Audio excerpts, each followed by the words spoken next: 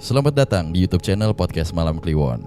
Sebelum mulai mendengarkan, silakan klik tombol subscribe dan nyalakan tombol notification. Jangan lupa untuk gunakan headset kalian dan selamat mendengarkan. Bang bang wos rahino, bang bang wos rahino, srengenge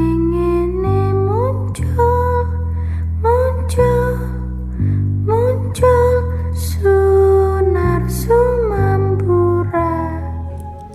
Yo, kita baca cerita selanjutnya. Perkenalkan, nama saya Dito, domisili di Depok. Wah, banyak banget Depok leh. Tapi ini ceritanya bukan di Depok sih. Saya pendengar podcast kalian kalau lagi di jalan OTW ke kantor. Saya mau share salah satu pengalaman pas kemarin bikin open trip ke Gunung Gede Pangrango. Oke. Waktu itu kejadiannya di awal bulan Desember 2015. Saya bersama 6 teman saya iseng buat bikin open trip gitu ke Gede Pangrango. Singkat cerita, tercapailah kurang lebih 9 peserta waktu itu. Oke. Terdiri dari 3 orang wanita dan 6 orang pria yang umurnya sekitar 18-21 tahun lah. Kita jalan hari Jumat malam, start jam tujuan dari Depok menuju ke Cibodas. Soalnya kita nanjak dari pintu Cibodas. Pada saat mereka mendaftar untuk ikut open trip, kita himbau kalau misalkan ada yang sedang haid atau halangan, baiknya nggak usah ikut. Sesampainya di pintu Cibodas, kita nggak langsung nanjak, melainkan istirahat dulu di camp, dan paginya baru kita mulai nanjak jam 6 pagi. Kita membagi tim jadi 3 bagian. Oke. 2 orang duluan untuk pasang tenda, 2 orang di barisan depan, 2 orang sweeper yang bagian belakang rombongan. Cuma nggak tahu kenapa, pas baru jalan 15 menit ngelewatin telaga biru di sebelah kiri, di situ saya mencium bau amis banget dan agak merinding. Konon katanya kalau di depan telaga biru kecil kan ada gubuk waktu itu. Itu sering ditampakin sosok wanita perempuan cantik. Cuma kali ini kami tidak ketemu pada saat itu. Kebetulan ini pendakian saya yang ketiga kalinya ke Gede. Jadi ya lumayan hafalah sama treknya. Singkat cerita, kami ngecamp di kandang batu. Turun 1 pos camp karena di kandang badak udah penuh. Oke. Kita masang 4 tenda. Jadi hanya bisa di kandang batu campnya. Oke lah, kita sampai di camp. Panitia persiapan masak buat makan malam. Makan siangnya tadi di jalur pendakian pas di pos Panyancangan. Makannya cuma sebatas pop mie. Soalnya kalau makan pakai nasi nanti bikin perut mual dan jadi malas nanjaknya. Setelah makan malam, kita ada sharing session gitu. Sampai akhirnya kita suruh peserta pada tidur karena besok pagi mau summit nih ke Puncak Gede. Di sini kita panitia belum ada masalah apapun. Sampai kita mulai tidur jam 12-an. Jam 3-an kita bangunin nih peserta dan mulai jalan buat summit jam 4 pagi. Niat awal mau ke Puncak Gede, tapi karena ada beberapa yang udah pernah, jadi kita putusin untuk buat ke arah Puncak Pangrango. Nah, di sini udah mulai nih ada hawa-hawa yang gak enak. Kayak berasa ada yang ngikutin rombongan kami dari belakang.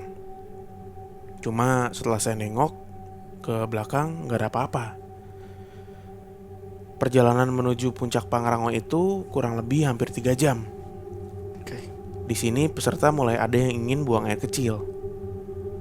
Yang buang air kecil sebut aja Mawar sama Nita. Dia ditemenin sama panitia yang namanya Aji. Singkat cerita, rombongan jalan terus. Kita tinggal mereka di jalur. Jalur ini bukan trek yang sulit, jadi kayak udah enak gitu jalurnya. Sampai di tengah-tengah, saya sama peserta yang namanya Bayu inisiatif buat nunggu si Aji nih di jalur. Karena hampir 1 jam dia belum nyusul kami dan jalur Pangrango itu sepi, nggak kayak di Gunung Gede. Ini gimana, sorry. Karena jalur Pangrango itu sepi, nggak kayak di Gunung Gede. Ya, ya. Oh iya, kita ninggalin 2 panitia di camp buat jagain tenda. Ya. Karena sangat berisiko kalau di camp nggak ada orang sama sekali. Oke, lanjut. Sekitar 6 peserta jalan terus nih ke puncak Pangrango. Saya nunggu sama Bayu di tengah sampai Bayu ketiduran dan bangun buat buang air besar. Si Aji masih belum datang juga nih.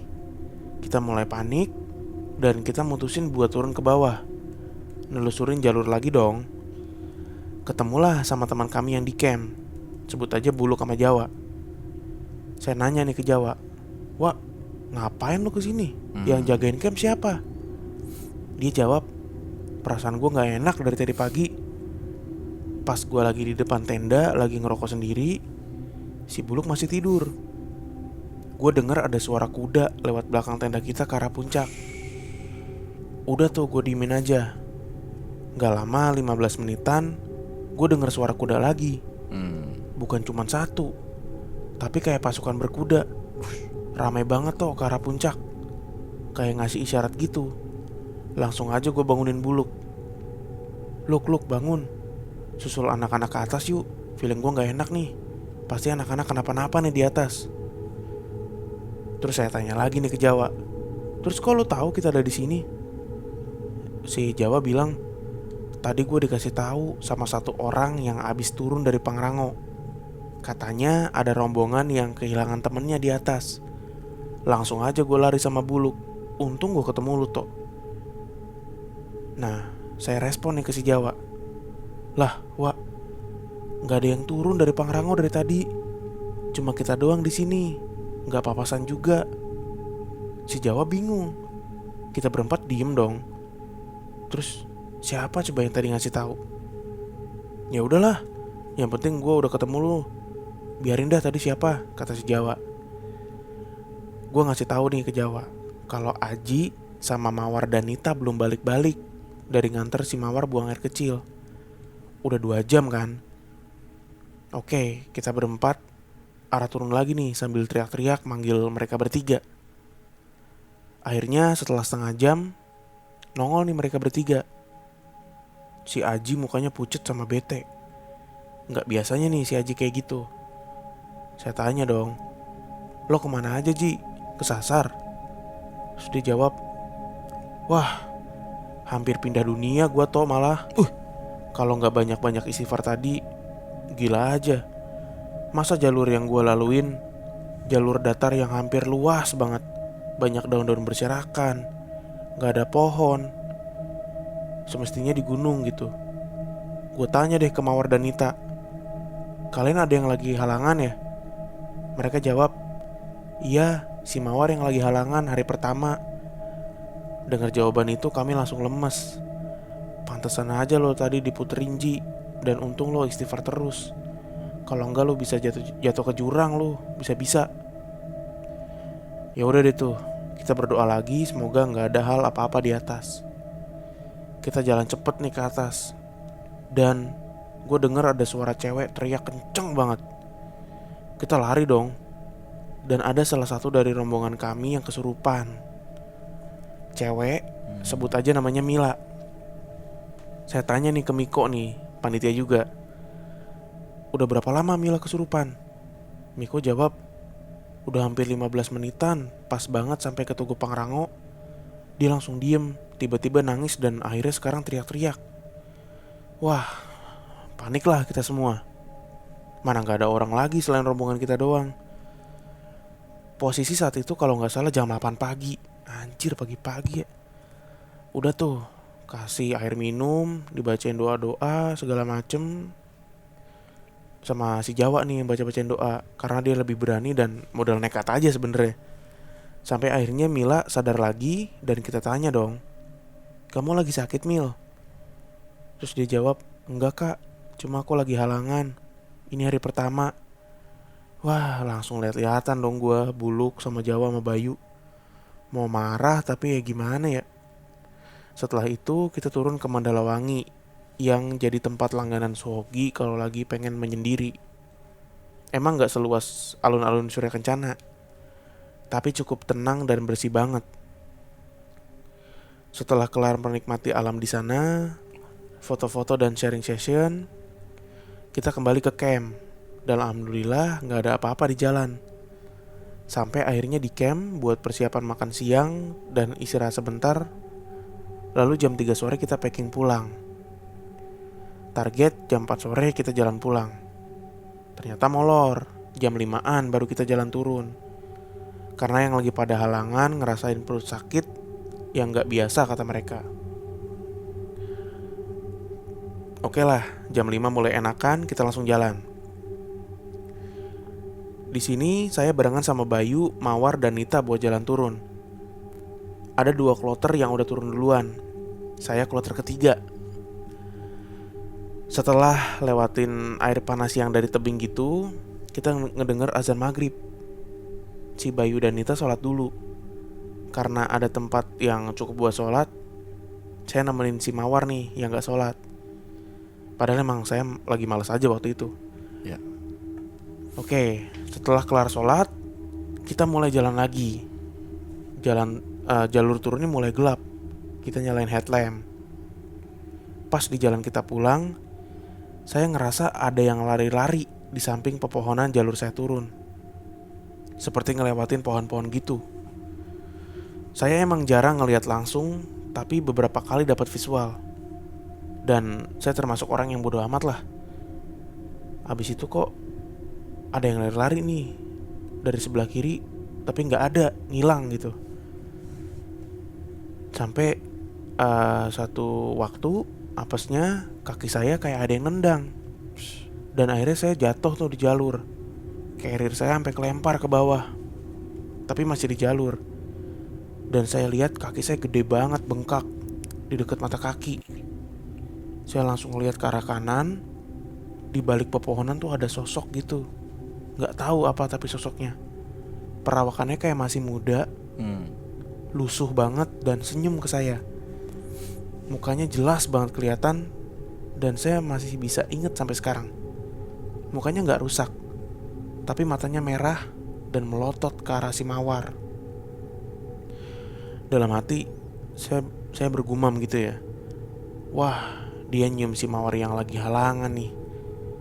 Udah, gue langsung aja tuh ngikat kuat-kuat kaki gue dan mulai jalan pelan-pelan biar kesusul sama kloter 4. Singkat cerita, sampai di pos Panyancangan, saya sama Mawar, Bayu dan Nita beristirahat. Saya ngerokok nih sama Bayu. Pas lagi asik istirahat, tiba-tiba aja dari sebelah kiri gak sengaja ngeliat di samping pohon yang jaraknya hanya 5 meter dari tempat saya sama Bayu, ada sosok cowok agak tua, kepalanya diikat putih, mukanya kayak ada bekas tanahnya dan kesenter headlamp. Wah, sangat jelas kalau itu pocong. Saya colek Bayu dan dia diem sejadi-jadinya. Setelah 10 menit stuck gak bisa ngapa-ngapain, akhirnya kita memutuskan untuk jalan lagi. Karena apa yang kami lihat berdua udah hilang. Kita gak ngelihat proses hilangnya gimana, karena mata kita merem saat itu. Dengan kondisi terpincang-pincang, kita turun ke bawah dan sampai di pos pertama sekitar jam 9 malam. Terus saya tanya ke Mawar dan Nita, tadi kalian pas kita istirahat di Panyancangan ngelihat orang selain kita berempat gak? Mereka jawab pelan, lihat cuman baju putih 3 kali bolak-balik di belakang pohon. Oke, sekian cerita pengalaman dari saya. Mohon maaf kalau terlalu panjang dan berantakan. Terima kasih Om Bimo dan Mas Danu. Itulah ya. Perjalanan berat, bro. Gila, terornya dari pagi sampai malam ya. Asli.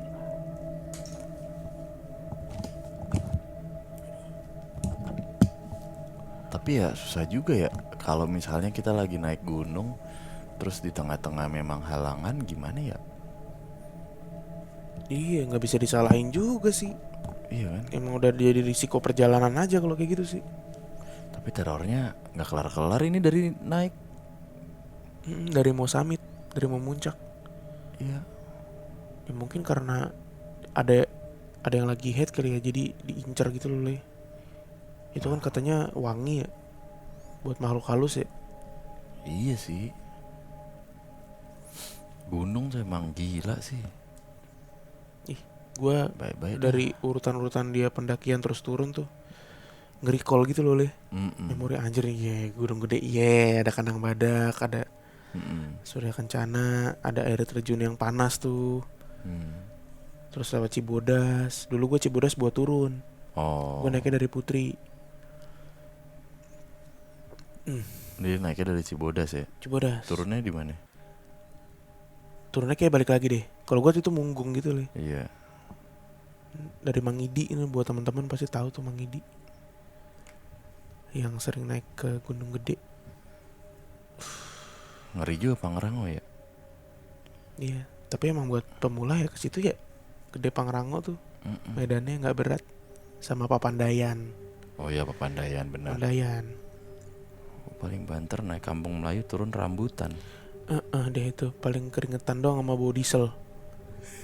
Sebel bener. Udah kali ya.